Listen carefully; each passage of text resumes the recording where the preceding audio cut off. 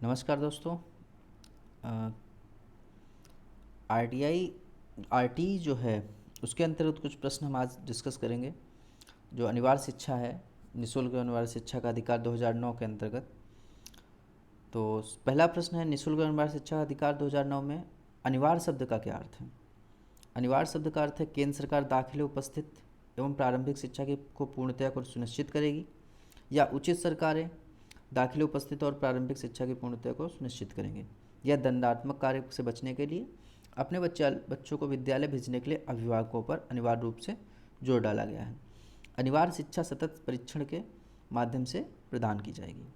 देखिए, केंद्र सरकार दाखिले, उपस्थिति की उसकी जो है पूर्णता को सुनिश्चित करेगी, लेकिन चूँकि ये जो शिक्षा का विषय है ये समवर्ती सूची में है, तो समवर्ती सूची में ये अधिकार राज्य और केंद्र दोनों के पास होता है और इसलिए इन दोनों की जिम्मेदारी बनती है।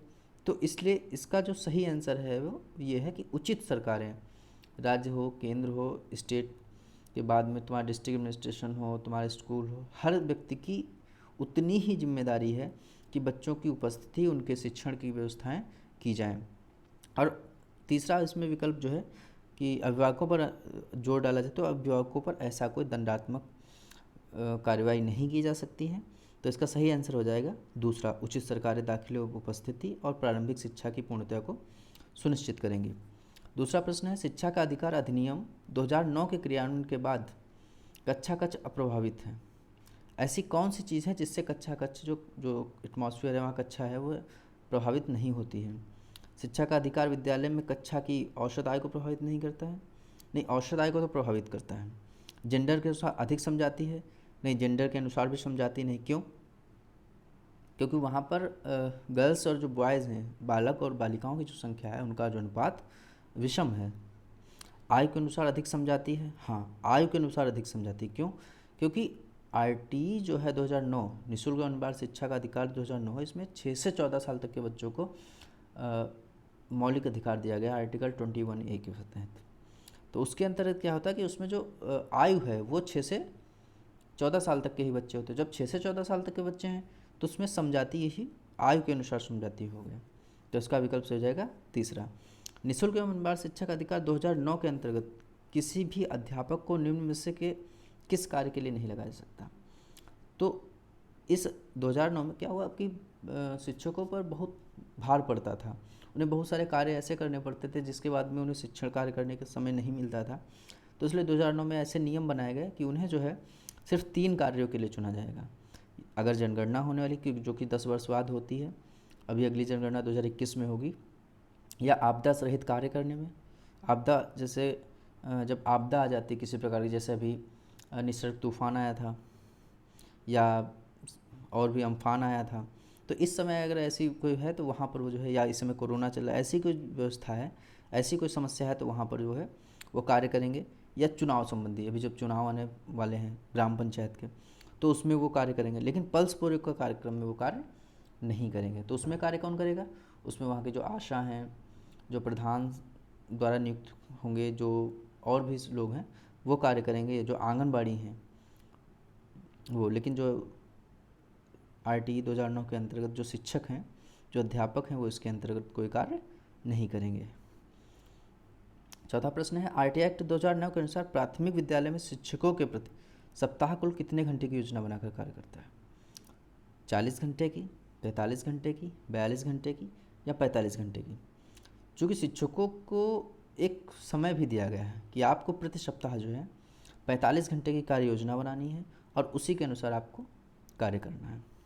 तो इसका सही आंसर हो जाएगा 4 व 45 घंटे। आरटीई एक्ट 2009 में से 6 से वर्ष से 14 वर्ष आयु के विद्यालय कभी न गए अथवा विद्यालय शिक्षा अधूरी छोड़ने वाले बच्चों को शिक्षा की मुख्य धारा से जोड़ने हेतु क्या करेंगे? देखिए, जो ऐसे बच्चे जिनका जो अव्यय या वंचन हो जाता है, जो अवरोध हो जाता है किसी प्रकार से, तो उनको फिर से विद्यालय से जोड़ने का, उनको मुख्य धारा में जोड़ने के लिए हम विशेष पाठ्यक्रम लागू करने पर जोर नहीं, ऐसा कोई विशेष पाठ्यक्रम लागू नहीं करेंगे। विशेष प्रशिक्षण लागू करने पर जोर दिया गया है। ये जोड़ नहीं, जोर है, जोर दिया गया है, टाइपिंग मिस्टेक है। या अलग से विद्यालय खोलने, देखो अलग से विद्यालय खोलने की कोई बात नहीं है। तो इसका सही आंसर हो जाएगा विशेष प्रशिक्षण लागू करने पर जोर दिया गया है। अगला प्रश्न है, एक अध्यापक अध्यापिका को किसी विषय की अपनी अवबोधनात्मक, ये अवबोधनात्मक है, को प्रतिबंधित करते हुए संकल्पना आत्मक मानचित्र का निर्माण करने को कहती है। देखिए इसका मतलब क्या है कि जो उसकी क्षमता है, अवबोध क्षमता, उसकी जो ज्ञान क्षमता है, उसको प्रतिबिंबित करते हुए एक संकल्पना का कॉन्सेप्ट, संकल्पना मतलब कॉन्सेप्ट का निर्माण करती है, उसके चित्रण करती है। तो वो क्या कर रही है, वह विद्यार्थियों की स्मृति को मंथर गति से जागृत कर रही है। नहीं, मंथर गति से जागृत तो नहीं, मंथर मतलब धीरे गति से जागृत नहीं कर रही है। रचनात्मक आकलन कर रही है या रहा है, या छात्रों की मुख्य बिंदु का सार लिखने में क्षमता का परीक्षण कर रही है। नहीं, छात्रों की उपलब्धि के मूल्यांकन हेतु शिक्षकों के विकास का प्रयास कर रहा है।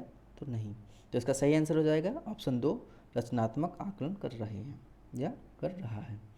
चूँकि उसके जो है माइंड का जो कॉन्सेप्ट है उसके अनुसार जो उसका चित्रण करके उसको निर्माण करने के लिए कहता है कि जो उसके मन में आ रहा है। इसका सीधा सा अगर कॉन्सेप्ट समझे कि जो आपके मन में आ रहा है, बच्चों से ये कहा जाए कि जो आपके मन में आ रहा है, आपके दिमाग में आ रहा है, उसको ही आप करिए, उसको उतारिए। अगर राइटिंग आ रही है तो राइटिंग लिखिए, अगर पेंटिंग आ रही है तो पेंटिंग करिए। तो उसको अगर करना तो ये क्या हो जाएगा, ये एक क्रिएटिव वर्क हो जाएगा।